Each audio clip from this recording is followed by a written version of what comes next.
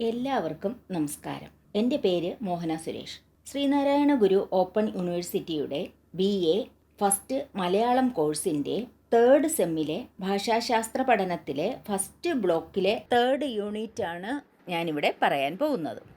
സ്വനിമ വിജ്ഞാനം. ഒരു ഭാഷയിലെ അർത്ഥഭേദമുണ്ടാക്കാൻ കഴിവുള്ള ഏറ്റവും ചെറിയ ഘടനാപരമായ ഏകകമാണ് സ്വനിമ. അർത്ഥവ്യത്യാസം ഉണ്ടാക്കുന്ന സ്വനങ്ങളെയാണ് സ്വനിമങ്ങളെന്ന് പറയുന്നത്. സ്ഥാനഭേദം കൊണ്ടും അടുത്ത് നിൽക്കുന്ന സ്വനങ്ങളുടെ സ്വാധീനം കൊണ്ടും ഒരു സ്വനം പല വിധത്തിൽ പ്രത്യക്ഷപ്പെടുന്നു എന്നുള്ളതാണ് സ്വനിമ വിജ്ഞാനത്തിൽ അടിസ്ഥാനപരമായി സ്വീകരിച്ചിരിക്കുന്ന തത്വം.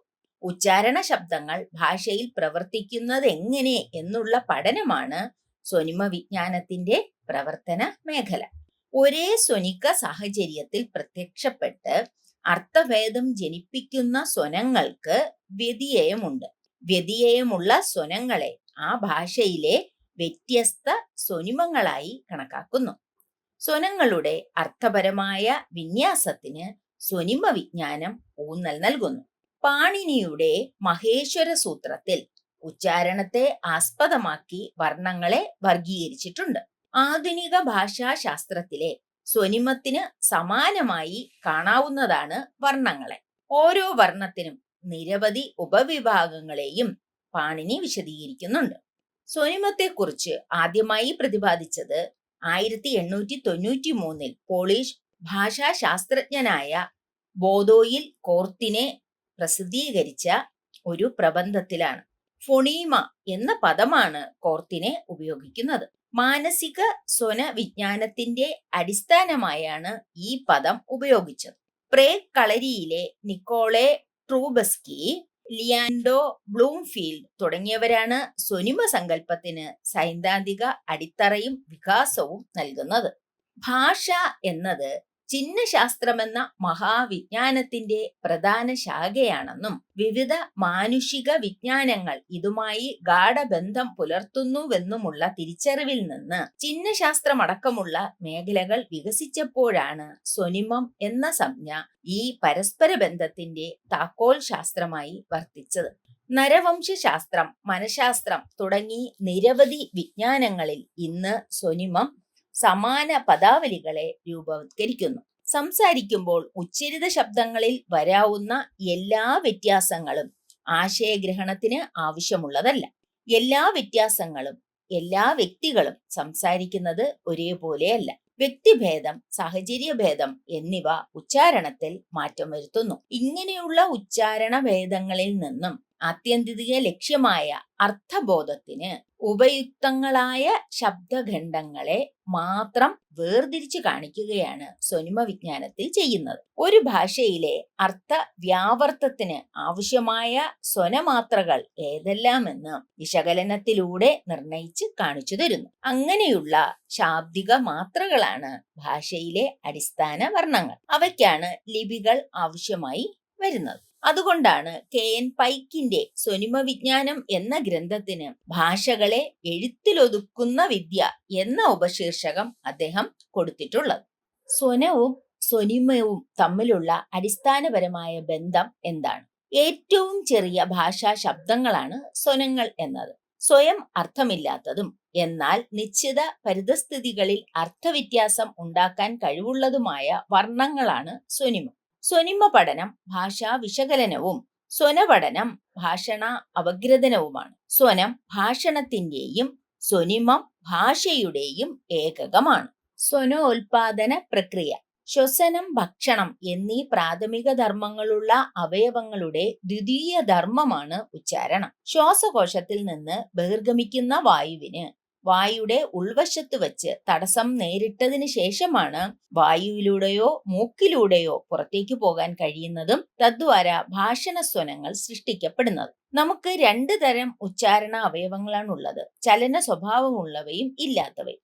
കീഴ്ചുണ്ട്, നാവ് മുതലായ ഉച്ചാരണ അവയവങ്ങൾ ചലന സ്വഭാവമുള്ളവയാണ്. മേൽവരിപ്പല്ല്, കഠിനതാലു മുതലായവ ചലനശേഷി ഇല്ലാത്തവയാണ്. ഉച്ചാരണവേളയിൽ ഉച്ചാരണ അവയവങ്ങളുടെയും ഉച്ചാരണ സ്ഥാനങ്ങളുടെയും സംയുക്ത പ്രവർത്തനമാണ് ഭാഷണ സ്വനങ്ങൾ. മേൽചുണ്ട്, മേൽ ഉളിപ്പല്ലുകൾ, വത്സ്യം മേലുളിപ്പല്ലിന്റെ പിൻഭാഗം, കഠിനതാലു, മൃദുതാലു, ഗളത്തിന്റെ പിൻചുവര് എന്നിവയാണ് ചലന സ്വഭാവം കുറഞ്ഞ സ്ഥിരകരണങ്ങൾ. കീഴ്ചുണ്ട്, നാവിന്റെ അഗ്രം, ഉപാഗ്രം, മുഖം, മദ്യം, മൂലം, പ്രജിഹ്വ മുതലായവയാണ് ചലന സ്വഭാവം കൂടിയ ചലകരണങ്ങൾ. ഈ ഉച്ചാരണ അവയവങ്ങളിൽ ഏറ്റവും ചലന സ്വാതന്ത്ര്യമുള്ളത് നാവിനാണ്. നാവിന്റെ മുൻഭാഗമായ ജിഹ്വാഗ്രം, തൊട്ടുപുറകിലുള്ള ജിഹ്വാ അപാഗ്രം, ഏറ്റവും പുറകിലെ ജിഹ്വാ മൂലം എന്നിവയെല്ലാം സ്വനോൽപാദനത്തിൽ പങ്കെടുക്കുന്നുണ്ട്. സ്വനിമ നിർണയോപാധികൾ. ഭാഷയിലെ സ്വനങ്ങളെ സ്വനിമങ്ങളായും ഉപസ്വനങ്ങളായും വിഭജിക്കുന്ന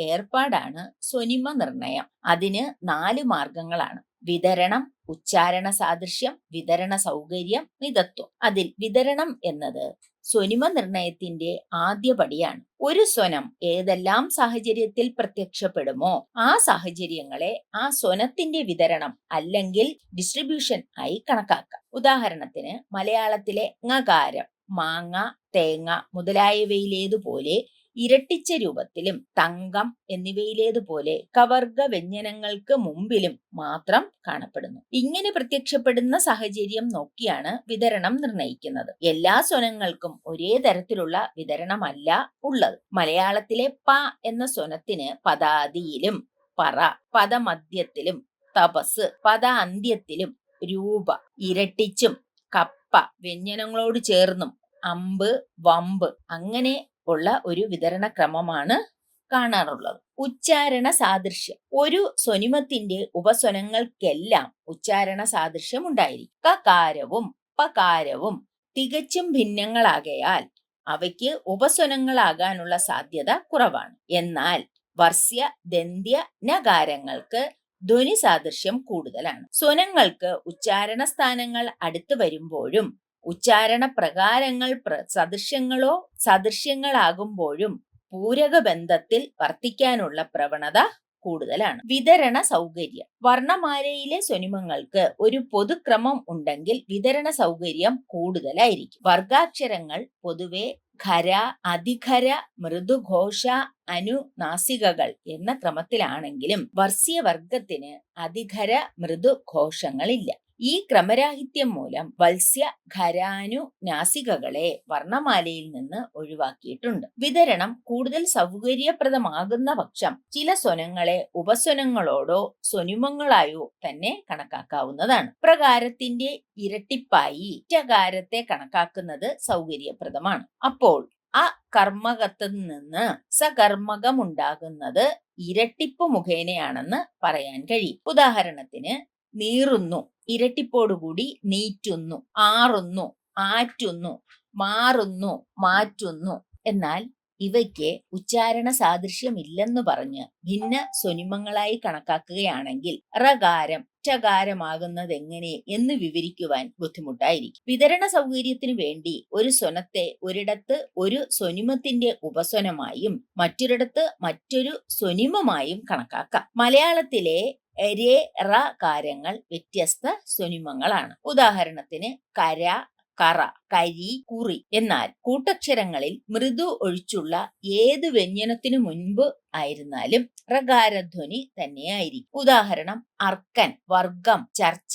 വിതരണ സൗകര്യാർത്ഥം രേ ഫ റ കാരങ്ങളെ കൂട്ടക്ഷരങ്ങളിൽ ഉപസ്വനങ്ങളായും മറ്റിടങ്ങളിൽ ഭിന്ന സ്വനിമങ്ങളായും കണക്കാക്കിയിരിക്കുന്നു. മിതത്വം. വർണ്ണമാലയിലെ സ്വനിമങ്ങളുടെ എണ്ണം കഴിവതും കുറഞ്ഞിരിക്കുന്നതാണ് ലിപി വ്യവസ്ഥയ്ക്ക് സൗകര്യം. അതിനാൽ അത്യാവശ്യമില്ലാത്ത വർണ്ണങ്ങൾ ഒഴിവാക്കുന്നത് നന്നായിരിക്കും. കൽപ്തം എന്ന പദത്തിൽ മാത്രം സാമാന്യേന ഉപയോഗിക്കുന്നത് ഇൽ ഒഴിവാക്കി ക്ലിപ്തം എന്നെഴുതുന്നതിന് അംഗീകാരം ലഭിച്ചതും ഈ സൗകര്യത്തിന്റെ പേരിലാണ്. ലിപി വ്യവസ്ഥയുടെ മിതത്വത്തിനു വേണ്ടി വർസ്യാനുനാസികത്തെ ദന്ത്യാനുനാസികത്തിന്റെ ലിപി കൊണ്ട് അതായത് ന രേഖപ്പെടുത്തുന്നുണ്ട്. പൂരക വ്യതിയ ബന്ധം എന്ന കാഴ്ചപ്പാടിന് സ്വനിമ പഠനത്തിനുള്ള പ്രസക്തി. പ്രത്യക്ഷപ്പെടുന്ന സ്ഥാനം കൊണ്ടോ സാഹചര്യം കൊണ്ടോ വ്യത്യാസം സംഭവിക്കുന്ന സ്വനങ്ങൾക്ക് തമ്മിലുള്ള ബന്ധമാണ് പൂരക ബന്ധം. അവയുടെ വിതരണം പൂരകമാണെന്ന് പറയാം. ഒരേ സ്വനിമത്തിന് പദാദിയിലും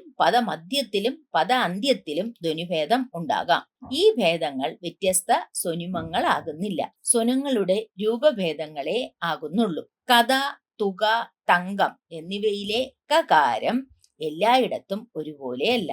പദാദിയിൽ ഖരമായും പദാന്ത്യത്തിൽ മൃദുവിന്റെ ഛായയോടും കൂട്ടക്ഷരത്തിൽ മൃദുവും നാദിയുമായ ഉച്ചാര ഛായയോടുകൂടിയുമാണ് കകാരം പ്രത്യക്ഷപ്പെടുന്നത്. ഈ ഉച്ചാരണഭേദം അർത്ഥവ്യത്യാസത്തിന് കാരണമാകുന്നില്ല. ഒരു സ്വനത്തിന്റെ ഉച്ചാരണപരമായ സമാന്തര രൂപങ്ങളായ ഇവയെ അർത്ഥ വ്യാവർത്തക ശേഷി ഇല്ലാത്തതിനാൽ വ്യത്യസ്ത സ്വനിമങ്ങളെന്ന് വിളിക്കാൻ കഴിയുകയില്ല.